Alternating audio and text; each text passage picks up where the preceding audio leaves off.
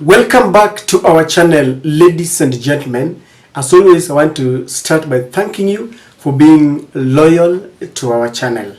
If you are watching us for the first time, please subscribe to this channel and click the notification bell. That is the best support that you can give to our channel. And please share our videos and like this particular video. William Ruto was in Kisii today, and that was not a development tour like the ones he has been making, like he was in a 5-day tour in Central Province. It was the usual interdenominational prayer. People are divided on whether that tour was successful or unsuccessful. Because if you dig deep, you'll realize that William Ruto had agenda. There was a serious reason why William Ruto chose to be in Kisii today. And when you have, if you have studied the movements of William Ruto, you will realize that one of the things that William Ruto is doing is to look for legitimacy. You know, ever since William Ruto took over office and took oath of office, and he was given that sword, deep down in his heart, there is something that he is lacking. There is something that has left a big hole in his heart: legitimacy. He understands very well that there is a section of Kenyans, more than 3/4, who do not subscribe to his ideologies, people who do not accept that he is the president. The constitution allows him to be the president. And I remember Martha Karua saying it, that even if you're supporting Azimio today and your child comes home, akuulize, baba, tumepewa exercise leo, homework, nani ni rais wa Kenya? Hawezi mwambia ni Raila Odinga, kwa sababu Ruto, like Simbarati once said, that he scored by his hand, the golden hand like that of Diego Maradona, ile unafunga na mkono. So constitutionally, he is the president. But he knows very well that he is not recognized by the other Azimio members. So he's been walking from one region to the other, especially the regions that didn't vote for him. And so he decided to be in Kisii once again, because the other time he was in Kisii, he was really humiliated. They really heckled him, shouted him. They were telling him, unga, unga, unga. And you know very well that majority of Kisiis voted for Azimio. And William Ruto will not sleep well, will not sit down until he is recognized as the legitimate president. You saw how Simbarati talked, and I think they must have sat down and told Simbarati to try and shower him with praises. Simbarati said there that, you know, you won. Whether he got that legitimacy is something that we still wait and see. And you will see him moving from maybe Kisii to Western to Coast, because those are 3 regions that William Ruto is trying to get to himself. He's trying that they give him the legitimacy, they recognize him as the legitimate president. Number 2, William Ruto is looking at 2027. Let no one cheat. William Ruto is busy arranging his troops. That's why when he went to Mount Kenya, they crowned him as the kingpin. And Rigathi Gachagua declared that this is our president. We voted for him. We will still vote for him. We will stand with him. And so he knows very well that maybe Mount Kenya is in the basket.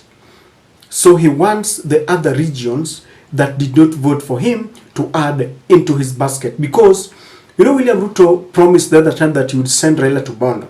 But he has realized that that is not a walk in the park. Raila is still there, very strong, resuscitated and rejuvenated. But if he can manage to get the 3 regions that I'm telling you, Mombasa, Western, and Kisii, then he will be home and dry. Because as you can see, he has tried, you know, gaining inroads in Kalonzo's backyard, but it has proved a hard nut to crack. So his main focus now is on those 3 regions. and he wants to ensure that he gets a chunk of those votes. But it's not very easy, because if you look, there are two regions that he can note: Nyanza and Eastern, where Kalonzo comes from. In Nyanza, Raila has entrenched himself. They tried through all the rebels, but it's not working. So he's focused on those two. So it is also about 2027, and he wants to ensure that at least when we get to 2027, there will be what we call, even if it is perceptional, that these people love him and these people will vote for him. And this is also a message to Azimio. Azimio must also start now to prepare themselves for 2027, because from all indications, Raila has decided to let William Ruto work. And this is something that I will tell you as a Azimio supporter. Raila is not really focused on kicking Ruto out of office, as some of the Azimio supporters feel. He wants to, concentrate on reform agenda. But as they do that, they should also organize their house. They must put the house in order so that we know who's the flag bearer, who will be the running mate at all those kind of things. Number 3, William Ruto is seriously looking for a gubernatorial candidate in Kisii. And you will prove me. You can write this down and you will prove me. Apparently, he's trying to sponsor Osoro, but the ground has been very shaky. Simba Arati has gotten a grip of that region, and Osoro is not really getting it, very smooth. I remember at some point when they were in, there was a football match between Shabana FC and another club there, and Osoro was shut down, and they really heckled him. They chased him away. He had to be escorted by security and policemen, and he was really humiliated. When they tried to, there was a time they tried to bribe people with money to ensure that, just to make sure that they welcome William Ruto. People rejected the leaders who went there with money. And so William Ruto is still torn between maintaining Osoro, because from the look of things, he wants Osoro to be the kingpin. He knows very well that currently Kisii is still struggling to know who is the kingpin. After kicking out the old leaders, the young crops of leaders like Osoro and Simba Arati and the senator Onyonka, they are still battling to know who the kingpin is. And William Ruto would want to be part and parcel of making that kingship. And so sources also say that he's seriously trying to extend an olive branch to the current governor, Simba Arati, to come back. And in 2027, he may want him to contest on a UDA ticket. Whether the Kisii will accept the UDA party, we don't know. In politics, you can't rule out anything. And this is the reason why he was there, and you'll continue seeing him there. The other thing that William Ruto is doing is to look at the aftermath of the demonstrations. You see, during the demonstration, they really humiliated William Ruto. I remember them, they constructed a dummy coffin, and they were burning it, and because there were portraits of William Ruto, and it is like they were burning William Ruto, and it was shown all over, even in the international media. They showed their displeasure with William Ruto because of the high cost of living, because of the punitive taxes, because of the Finance Bill 2023. Now that it seems that demonstrations are over, William Ruto has gone back, at least through intelligence, to understand what is happening. Will they welcome him? And to ensure that the memories that we had, because he's trying to erase the memories of that coffin being burned and people saying Ruto must go, the way they showed the hatred for William Ruto, he wants to have another memory. Because now it will be said that Simba Arati has legitimized William Ruto, people welcome him, and that is what he really wanted. Because even if I were the president, I would not allow those very dirty memories of people. Kisii was just charged. Kisii and Nyamira, they were just charged, and they did not want anything to do with William Samoei Ruto. And that is why he's making these inroads. And the last one, William Ruto wants to ensure that he finishes Raila. This is something that is at the heart of the UDA power game.